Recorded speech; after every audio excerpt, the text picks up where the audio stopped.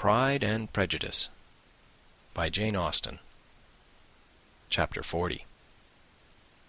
Elizabeth's impatience to acquaint Jane with what had happened could no longer be overcome, and at length, resolving to suppress every particular in which her sister was concerned, and preparing her to be surprised, she related to her the next morning the chief of the scene between Mr. Darcy and herself. Miss Bennet's astonishment was soon lessened by the strong sisterly partiality which made any admiration of Elizabeth appear perfectly natural, and all surprise was shortly lost in other feelings. She was sorry that Mr. Darcy should have delivered his sentiments in a manner so little suited to recommend them, but still more was she grieved for the unhappiness which her sister's refusal must have given him. "His being so sure of succeeding was wrong," said she, "and certainly ought not to have appeared. But consider how much it must increase his disappointment." "Indeed," replied Elizabeth, "I am heartily sorry for him, but he has other feelings, which will probably soon drive away his regard for me. You do not blame me, however, for refusing him?" "Blame you? Oh, no." "But you blame me for having spoken so warmly of Wickham?" "No, I do not know that you were wrong in saying what you did." "But you will know it when I tell you what happened the very next day." She then spoke of the letter, repeating the whole of its contents as far as they concerned George Wickham. What a stroke this was for poor Jane, who would willingly have gone through the world without believing that so much wickedness existed in the whole race of mankind as was here collected in one individual. Nor was Darcy's vindication, though grateful to her feelings, capable of consoling her for such discovery. Most earnestly did she labour to prove the probability of error, and seek to clear the one without involving the other. "This will not do," said Elizabeth. "You never will be able to make both of them good for anything. Take your choice, but you must be satisfied with only one. There is but such a quantity of merit between them, just enough to make one good sort of man, and of late it has been shifting about pretty much. For my part, I am inclined to believe it all Darcy's, but you shall do as you choose." It was some time, however, before a smile could be extorted from Jane. "I do not know when I have been more shocked," said she. "Wickham so very bad! It is almost past belief. And poor Mr. Darcy! Dear Lizzie, only consider what he must have suffered. Such a disappointment, and with the knowledge of your ill opinion, too. And having to relate such a thing of his sister, it is really too distressing. I am sure you must feel it so." "Oh, no, my regret and compassion are all done away by seeing you so full of both. I know you will do him such ample justice that I am growing every moment more unconcerned and indifferent. Your profusion makes me saving, and if you lament over him much longer, my heart will be as light as a feather." "Poor Wickham! There is such an expression of goodness in his countenance, such an openness and gentleness in his manner." There certainly was some great mismanagement in the education of those two young men. One has got all the goodness, and the other all the appearance of it. "I never thought Mr. Darcy so deficient in the appearance of it as you used to do." "And yet I meant to be uncommonly clever in taking so decided a dislike to him, without any reason. It is such a spur to one's genius, such an opening for wit, to have a dislike of that kind. One may be continually abusive without saying anything just, but one cannot always be laughing at a man without now and then stumbling on something witty." "Lizzie, when you first read that letter, I am sure you could not treat the matter as you do now." "Indeed, I could not. I was uncomfortable enough, I may say unhappy, and with no one to speak to about what I felt. No Jane to comfort me and say that I had not been so very weak and vain and nonsensical as I knew I had. Oh, how I wanted you! How unfortunate that you should have used such very strong expressions in speaking of Wickham to Mr. Darcy, for now they do appear wholly undeserved. Certainly, but the misfortune of speaking with bitterness is a most natural consequence of the prejudices I had been encouraging. There is one point on which I want your advice. I want to be told whether I ought, or ought not, to make our acquaintances in general understand Wickham's character. Miss Bennet paused a little, and then replied, "Surely there can be no occasion for exposing him so dreadfully. What is your opinion?" "That it ought not to be attempted. Mr. Darcy has not authorized me to make his communication public. On the contrary, every particular relative to his sister was meant to be kept as much as possible to myself, and if I endeavour to undeceive people as to the rest of his conduct, who will believe me? The general prejudice against Mr. Darcy is so violent that it would be the death of half the good people in Meryton to attempt to place him in an amiable light. I am not equal to it. Wickham will soon be gone, and therefore it will not signify to anyone here what he really is. Some time hence it will be all found out, and we may laugh at their stupidity in not knowing it before. At present, I will say nothing about it." "You are quite right. To have his errors made public might ruin him for ever. He is now, perhaps, sorry for what he has done, and anxious to re-establish a character. We must not make him desperate." The tumult of Elizabeth's mind was allayed by this conversation. She had got rid of 2 of the secrets which had weighed on her for a fortnight, and was certain of a willing listener in Jane, whenever she might wish to talk again of either. But there was still something lurking behind, of which prudence forbade the disclosure. She dared not relate the other half of Mr. Darcy's letter, nor explain to her sister how sincerely she had been valued by her friend. Here was knowledge in which no one could partake, and she was sensible that nothing less than a perfect understanding between the parties could justify her in throwing off this last encumbrance of mystery. "And then," said she, "if that very improbable event should ever take place, I shall merely be able to tell what Bingley may tell in a much more agreeable manner himself. The liberty of communication cannot be mine till it has lost all its value." She was now, on being settled at home, at leisure to observe the real state of her sister's spirits. Jane was not happy. She still cherished a very tender affection for Bingley. Having never even fancied herself in love before, her regard had all the warmth of first attachment, and, from her age and disposition, greater steadiness than most first attachments often boast. And so fervently did she value his remembrance, and prefer him to every other man, that all her good sense, and all her attention to the feelings of her friends, were requisite to check the indulgence of those regrets which must have been injurious to her own health and their tranquillity. "Well, Lizzy," said Mrs. Bennet one day, "what is your opinion now of this sad business of Jane's? For my part, I am determined never to speak of it again to anybody. I told my sister Phillips so the other day, but I cannot find out that Jane saw anything of him in London. Well, he is a very undeserving young man, and I do not suppose there's the least chance in the world of her ever getting him now.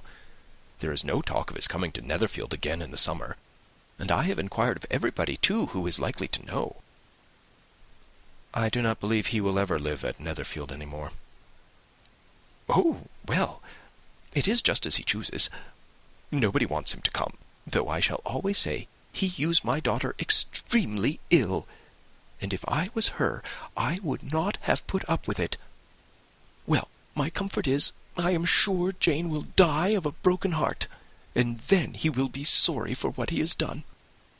But as Elizabeth could not receive comfort from any such expectation, she made no answer. "Well, Lizzie," continued her mother soon afterwards, "and so the Collinses live very comfortably, do they?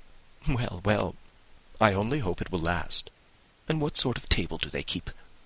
Charlotte is an excellent manager, I dare say. If she is half as sharp as her mother, she is saving enough. There is nothing extravagant in their house, I dare say." "No, nothing at all." "A great deal of good management, depend upon it. Yes, yes. They will take care not to outrun their income. They will never be distressed for money. Well, much good may it do them. And so I suppose they often talk of having Longbourn when your father is dead. They look upon it quite as their own, I dare say, whenever that happens." It was a subject which they could not mention before me. "No, it would have been strange if they had, but I make no doubt they often talk of it between themselves. Well, if they can be easy with an estate that is not lawfully their own, so much the better. I should be ashamed of having one that was only entailed on me." End of chapter 40. Chapter 41. The first week of their return was soon gone. The second began. It was the last of the regiment's stay in Meryton, and all the young ladies in the neighbourhood were drooping apace. The dejection was almost universal. The elder Miss Bennets alone were still able to eat, drink, and sleep, and pursue the usual course of their employments. Very frequently were they reproached for this insensibility by Kitty and Lydia, whose own misery was extreme, and who could not comprehend such hard-heartedness in any of the family. "Good heaven, what is to become of us? What are we to do?" would they often exclaim in the bitterness of woe. "How can you be smiling so, Lizzie?" Their affectionate mother shared all their grief. She remembered what she had herself endured on a similar occasion 25 years ago. "I am sure," said she, "I cried for 2 days together when Colonel Miller's regiment went away. I thought I should have broken my heart." "I am sure I shall break mine," said Lydia. "If one could but go to Brighton," observed Mrs. Bennet. "Oh, yes, if one could but go to Brighton. But papa is so disagreeable. A little sea-bathing would set me up forever. And my Aunt Phillips is sure it would do me a great deal of good," added Kitty. Such were the kind of lamentations resounding perpetually through Longbourn House. Elizabeth tried to be diverted by them, but all sense of pleasure was lost in shame. She felt anew the justice of Mr. Darcy's objections, and never had she been so much disposed to pardon his interference in the views of his friend. But the gloom of Lydia's prospect was shortly cleared away, for she received an invitation from Mrs. Forster, the wife of the colonel of the regiment, to accompany her to Brighton. This invaluable friend was a very young woman, and very lately married. A resemblance in good humour and good spirits had recommended her and Lydia to each other, and out of their 3 months' acquaintance they had been intimate too. The rapture of Lydia on this occasion, her adoration of Mrs. Forster, the delight of Mrs. Bennet, and the mortification of Kitty, are scarcely to be described. Wholly inattentive to her sister's feelings, Lydia flew about the house in restless ecstasy, calling for everyone's congratulations, and laughing and talking with more violence than ever, whilst the luckless Kitty continued in the parlour, repined at her fate in terms as unreasonable as her accent was peevish.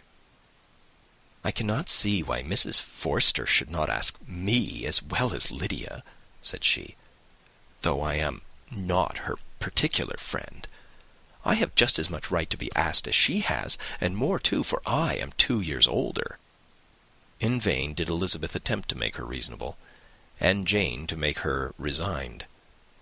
As for Elizabeth herself, this invitation was so far from exciting in her the same feelings as in her mother and Lydia, that she considered it as the death warrant of all possibility of common sense for the latter, and detestable as such a step must make her were it known, she could not help secretly advising her father not to let her go. She represented to him all the improprieties of Lydia's general behaviour, the little advantage she could derive from the friendship of such a woman as Mrs. Forster, and the probability of her being yet more imprudent with such a companion at Brighton, where the temptations must be greater than at home. He heard her attentively, and then said, "Lydia will never be easy until she has exposed herself in some public place or other, and we can never expect her to do it with so little expense or inconvenience to her family as under the present circumstances." "If you were aware," said Elizabeth, "of the very great disadvantage to us all which must arise from the public notice of Lydia's unguarded and imprudent manner, nay, which has already arisen from it, I am sure you would judge differently in the affair." "Already arisen?" repeated Mr. Bennet. "What, has she frightened away some of your lovers? Poor little Lizzy! But do not be cast down. Such squeamish youths as cannot bear to be connected with a little absurdity are not worth a regret. Come, let me see the list of pitiful fellows who have been kept aloof by Lydia's folly." "Indeed, you are mistaken. I have no such injuries to resent. It is not of particular, but of general evils which I am now complaining. Our importance, our respectability in the world must be affected by the wild volatility, the assurance and disdain of all restraint which mark Lydia's character. Excuse me, for I must speak plainly. If you, my dear father, will not take the trouble of checking her exuberant spirits, and of teaching her that her present pursuits are not to be the business of her life, she will soon be beyond the reach of amendment. Her character will be fixed, and she will at 16 be the most determined flirt that ever made herself or her family ridiculous. A flirt, too, in the worst and meanest degree of flirtation, without any attraction beyond youth and a tolerable person, and, from the ignorance and emptiness of her mind, wholly unable to ward off any portion of that universal contempt which her rage for admiration will excite. In this danger Kitty also is comprehended. She will follow wherever Lydia leads. Vain, ignorant, idle, and absolutely uncontrolled. Oh, my dear father, can you suppose it possible that they will not be censured and despised wherever they are known, and that their sisters will not be often involved in the disgrace?" Mr. Bennet saw that her whole heart was in the subject, and affectionately taking her hand, said in reply, "Do not make yourself uneasy, my love. Wherever you and Jane are known, you must be respected and valued, and you will not appear to less advantage for having a couple of, or I may say 3, very silly sisters. We shall have no peace at Longbourn if Lydia does not go to Brighton. Let her go, then. Colonel Forster is a sensible man, and will keep her out of any real mischief, and she is luckily too poor to be an object of prey to anybody. At Brighton she will be of less importance even as a common flirt than she has been here. The officers will find women better worth their notice. Let us hope, therefore, that her being there may teach her her own insignificance. At any rate, she cannot grow many degrees worse without authorizing us to lock her up for the rest of her life." With this answer Elizabeth was forced to be content. But her own opinion continued the same, and she left him disappointed and sorry. It was not in her nature, however, to increase her vexations by dwelling on them. She was confident of having performed her duty, and to fret over unavoidable evils, or augment them by anxiety, was no part of her disposition. Had Lydia and her mother known the substance of her conference with her father, their indignation would hardly have found expression in their united volubility. In Lydia's imagination, a visit to Brighton comprised every possibility of earthly happiness. She saw, with the creative eye of fancy, the streets of that gay bathing place covered with officers. She saw herself the object of attention to tens and to scores of them at present unknown. She saw all the glories of the camp, its tents stretched forth in beauteous uniformity of lines, crowded with the young and the gay, and dazzling with scarlet. And to complete the view, she saw herself seated beneath a tent, tenderly flirting with at least 6 officers at once. Had she known her sister sought to tear her from such prospects and such realities as these, what would have been her sensations? They could have been understood only by her mother, who might have felt nearly the same.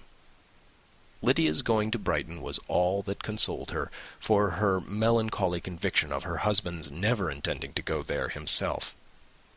But they were entirely ignorant of what had passed, and their raptures continued, with little intermission, to the very day of Lydia's leaving home. Elizabeth was now to see Mr. Wickham for the last time. Having been frequently in company with him since her return, agitation was pretty well over. The agitations of formal partiality entirely so. She had even learnt to detect, in the very gentleness which had first delighted her, an affectation and a sameness to disgust and weary. In his present behaviour to herself, moreover, she had a fresh source of displeasure, for the inclination he soon testified of renewing those intentions which had marked the early part of their acquaintance could only serve, after what had since passed, to provoke her. She lost all concern for him in finding herself thus selected as the object of such idle and frivolous gallantry, and while she steadily repressed it, could not but feel the reproof contained in his believing that however long and for whatever cause his attentions had been withdrawn, her vanity would be gratified and her preference secured at any time by their renewal. On the very last day of the regiment's remaining at Meryton, he dined, with other of the officers, at Longbourn, and so little was Elizabeth disposed to part from him in good humour, that on his making some inquiry as to the manner in which her time had passed at Hunsford, she mentioned Colonel Fitzwilliam's and Mr. Darcy's having both spent 3 weeks at Rosings, and asked him if he was acquainted with the former. He looked surprised, displeased, alarmed, but with a moment's recollection and a returning smile, replied that he had formerly seen him often, and after observing that he was a very gentlemanly-like man, asked her how she had liked him. Her answer was warmly in his favour. With an air of indifference, he soon afterwards added, "How long did you say he was at Rosings?" "Nearly 3 weeks." "And you saw him frequently?" "Yes, almost every day." "His manners are very different from his cousin's." "Yes, very different. But I think Mr. Darcy improves upon acquaintance." "Indeed!" cried Mr. Wickham, with a look which did not escape her. "And pray, may I ask—" But checking himself, he added in a gayer tone, "Is it in address that he improves? Has he deigned to add aught of civility to his ordinary style? For I dare not hope," he continued in a lower and more serious tone, "that he is improved in essentials." "Oh, no," said Elizabeth. "In essentials, I believe he is very much what he ever was." While she spoke, Wickham looked as if, scarcely knowing whether to rejoice over her words or to distrust their meaning.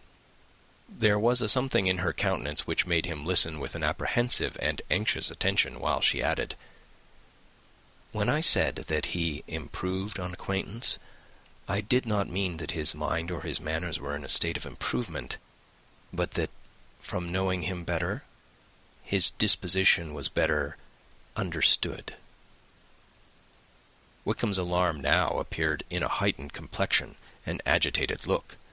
For a few minutes he was silent, till, shaking off his embarrassment, he turned to her again and said in the gentlest of accents, "You, who so well know my feeling toward Mr. Darcy, will readily comprehend how sincerely I must rejoice that he is wise enough to assume even the appearance of what is right. His pride in that direction may be of service, if not to himself, to many others, for it must only deter him from such foul misconduct as I have suffered by. I only fear that the sort of cautiousness to which you, I imagine, have been alluding, is merely adopted on his visits to his aunt, of which good opinion and judgment he stands much in awe. His fear of her has always operated, I know, when they were together, and a good deal is to be imputed to his wish of forwarding the match with Miss de Bourgh, which I am certain he has very much at heart." Elizabeth could not repress a smile at this, but she answered only by a slight inclination of the head. She saw that he wanted to engage her on the old subject of his grievances, and she was in no humour to indulge him. The rest of the evening passed with the appearance, on his side, of useful cheerfulness, but with no further attempt to distinguish Elizabeth, and they parted at last with mutual civility, and possibly a mutual desire of never meeting again. When the party broke up, Lydia returned with Mrs. Forster to Meryton, from whence they were to set out early the next morning. The separation between her and her family was rather noisy than pathetic. Kitty was the only one who shed tears, but she did weep from vexation and envy. Mrs. Bennet was diffuse in her good wishes for the felicity of her daughter, and impressive in her injunctions that she should not miss the opportunity of enjoying herself as much as possible, advice which there was every reason to believe would be well attended to. And in the clamorous happiness of Lydia herself, in bidding farewell, the more gentle adieus of her sisters were uttered